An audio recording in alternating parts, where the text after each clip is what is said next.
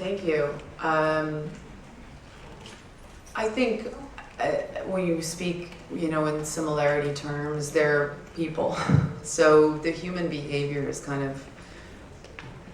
it's measured up as far as we are as people. So when you go and play characters, at their core, they're all people. They have all of that in common with each other.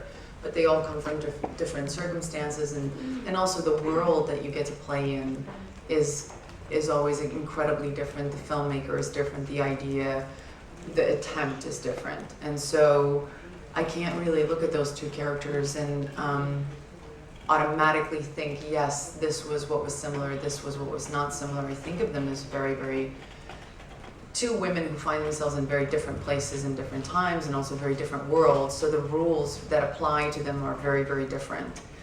And I can't look at Furiosa, who is kind of stuck in this post-apocalyptic world and surviving within that world, where Ravenna is living in a world of abundance and access and having kind of everything at her fingertips.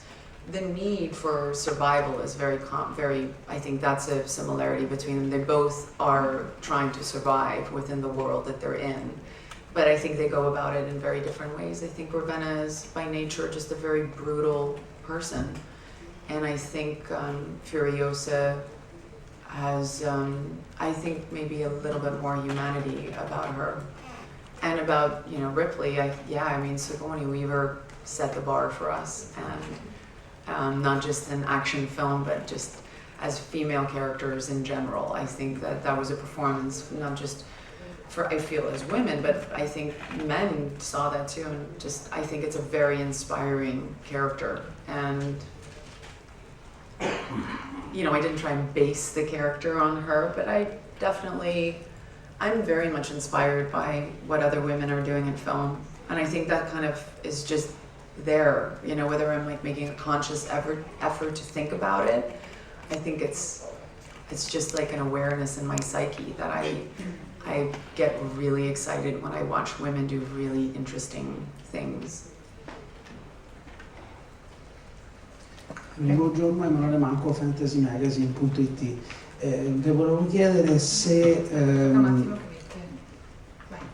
le volevo chiedere se era interessato o le sarebbe piaciuto partecipare a una produzione supereroistica, e se sì, supereroe o cattiva. Grazie.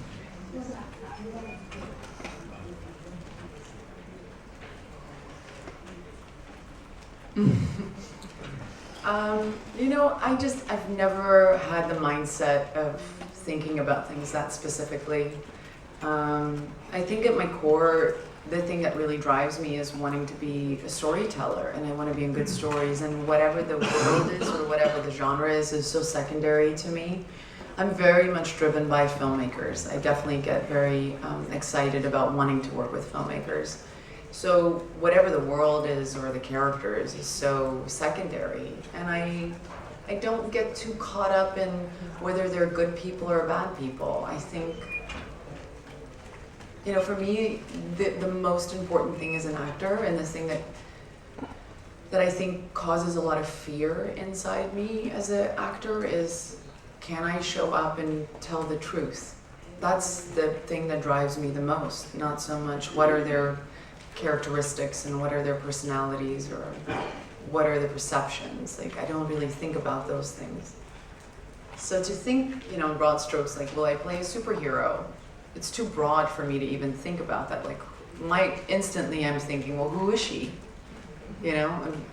What is she? Where is she? What are her obstacles? What is she fighting? What is she struggling with? What's her conflict?